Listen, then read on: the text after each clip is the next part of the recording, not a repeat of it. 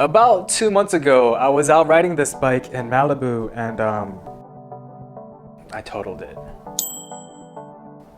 As you can see, the bike is really damaged. I even tried taking it to a trek repair shop and they told me that it is unrepairable.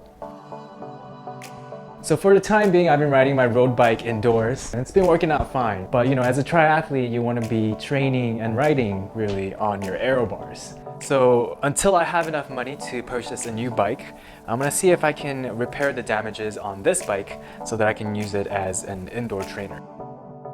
On eBay, I picked up this DIY carbon repair kit for 30 bucks. Nothing fancy, it's your generic, really the essentials for carbon repair. And if you search for this stuff online, you're gonna get a lot of different results where they charge you more money for like the mixing materials, like the cups and the stirrers and stuff, but you really don't need that. You can just find whatever household items that you have at home and use it for that.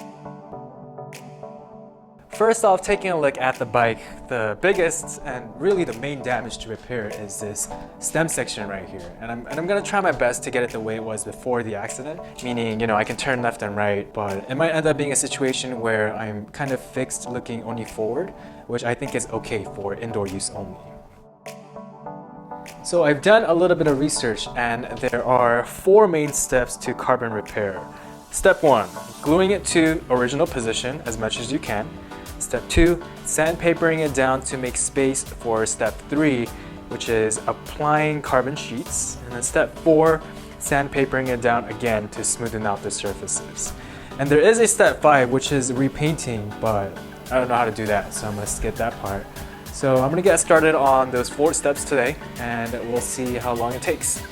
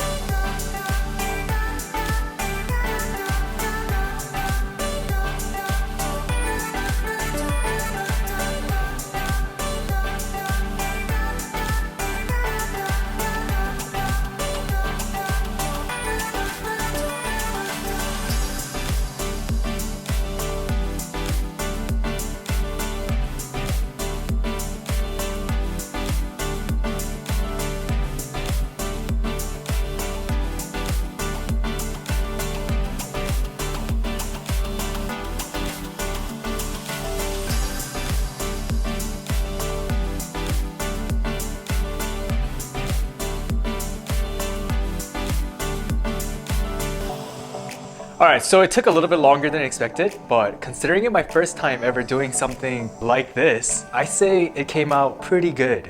I honestly thought I can get everything done in one day, but the epoxy glue needed time to settle, so I had to space out the steps in between like 3 days. And each step took like 5 to 10 minutes of setup and cleanup time, but actually performing the task didn't really take all that much time. Step 1 took about 20 minutes, step 2, 15 minutes, step 3, 30 minutes, step 4, 25 minutes, and step 5, which was repainting the bike. This section right here took about 20 seconds. It wasn't really repainting, it was just clear coating, and I decided to go the entire bike, which took like 5 minutes. So if you add up all the minutes, it took like an hour and a half, 2 hours of like actual working time. But if you count all the thinking, the processing, the looking, prepping, setting up, cleaning up, all of that, I think I spent like 4 to 5 hours in the span of 3 days. Overall, I would say this was a pretty good experience. It's definitely a bigger project than I had anticipated. I understand why we give it to the pros and not do it at home, but it's very doable. It's very DIY. And I feel closer to my bike, although it's very broken, or any bikes for that matter. You know, I don't know, like I feel weirdly confident about fixing frames. Not bike frames, but maybe like a carbon fiber table leg or something like that.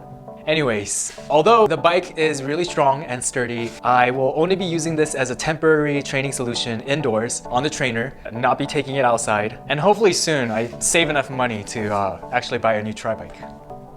Oh yeah, when I was putting the bike back together, I realized